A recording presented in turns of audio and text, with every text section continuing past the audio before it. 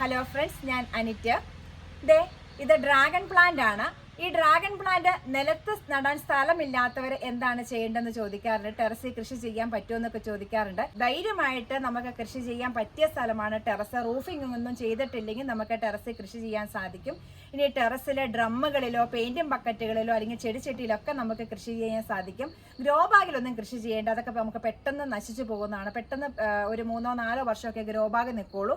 അതുകൊണ്ട് ഗ്രോ ബാഗിൽ കൃഷി ചെയ്യേണ്ട, അല്ലാത്ത പെയിന്റും ബക്കറ്റ്, ഡ്രം അല്ലെങ്കിൽ ചെടിച്ചട്ടികളൊക്കെ നമുക്ക് ഉപയോഗിക്കാൻ സാധിക്കും.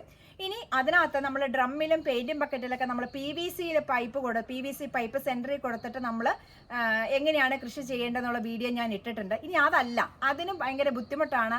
വളരെ സിമ്പിളായിട്ട് ചെയ്യേണ്ട ഒരു മെത്തേഡാണ് ഞാൻ കാണിക്കുന്നത്. ഇത് നോക്കിക്കേ, നമ്മുടെ ഉപയോഗശൂന്യമായി കിടക്കുന്ന ഒരു ചെടിച്ചട്ടിയാണ്. ഇത് ഉപയോഗിച്ചുകൊണ്ടിരുന്നായിരുന്നു, ചെടിയൊക്കെ നട്ടുകൊണ്ടിരുന്ന ഒരു ചെടിച്ചട്ടിയായിരുന്നു. ഇനി നമുക്ക് വേറെ പോട്ട് ഒന്നും കിട്ടിയില്ലെങ്കിൽ ഇതുപോലത്തെ ഒരു ചെടിച്ചട്ടി എടുക്കുക. അപ്പോൾ വേര് പിടിപ്പിച്ച പ്ലാന്റിൻ്റെ 4 വിരൽ ഇത് കണ്ടോ, ഇത്രയും മണ്ണിൻ്റെ അടിയിലേക്ക് വിടുക. ഇത് നമ്മുടെ പോട്ടിൽ മിക്സിനകത്ത് നിറച്ചിരിക്കുന്നതാണ്. അതായത് മണ്ണും ചാണകപ്പൊടിയും നമ്മുടെ സൂപ്പർ മീലും കൂടി ചേർത്താണ് അതിലേക്ക് കുഴിച്ച് വെക്കുക. നടുക്കേക്ക് ഇത് ഇറക്കി വെക്കുക. എന്നിട്ട് നമ്മൾ മണ്ണിട്ട് മൂടുന്നു. ഇത്ര മാത്രം ചെയ്താൽ മതി. ഇത് നമ്മൾ ഇതിനേക്ക് ചെരിച്ച് വെക്കുവാണ്. അപ്പോൾ ഇതിനകത്തുനിന്ന് മുള പൊട്ടുന്നു. ഇതിലേക്കൂടെ കയറ്റി ഇങ്ങോട്ട് മറയ്ക്കുവാണ് നമ്മൾ ചെയ്യുന്നത്. അപ്പോൾ പ്രത്യേകിച്ച് PVC പൈപ്പുകളോ അല്ലെങ്കിൽ കമ്പിയൊന്നും കൊടുക്കണ്ട. ഇതുപോലുള്ള സൈഡിൽ എന്തെങ്കിലും ഉണ്ടെങ്കിൽ ആ കമ്പികളെ കയറി ഈ പ്ലാന്റ് മറിഞ്ഞോളും. അപ്പോൾ ഇതുപോലുള്ള ചെടിച്ചട്ടികൾ, വിസ്താരം കുറഞ്ഞ ചെടിച്ചട്ടികളാണെങ്കിൽ അതിനകത്ത് ഒരു പ്ലാന്റ് നട്ടാൽ മതി. ഇനി ഇതുപോലുള്ള പെയിന്റും ബക്കറ്റുകളിലാണ് നടുന്നതെങ്കിൽ 2 പ്ലാന്റുകൾ നമുക്ക് നട്ടുപിടിപ്പിക്കാൻ സാധിക്കും. ഇനി സാധാരണ ബക്കറ്റുകളൊന്നും ഉപയോഗിക്കേണ്ട, അതുപോലെ തന്നെ ഗ്രോ ബാഗുകൾ ഉപയോഗിക്കേണ്ട. ഇനി ഈ പെയിന്റും ബക്കറ്റുകളോ ഡ്രമ്മുകളോ ഉപയോഗിക്കുമ്പോൾ ഒരു കാര്യം ശ്രദ്ധിക്കുക, നന്നായിട്ട് ഹോൾ ഇട്ട് കൊടുത്തേക്കുക.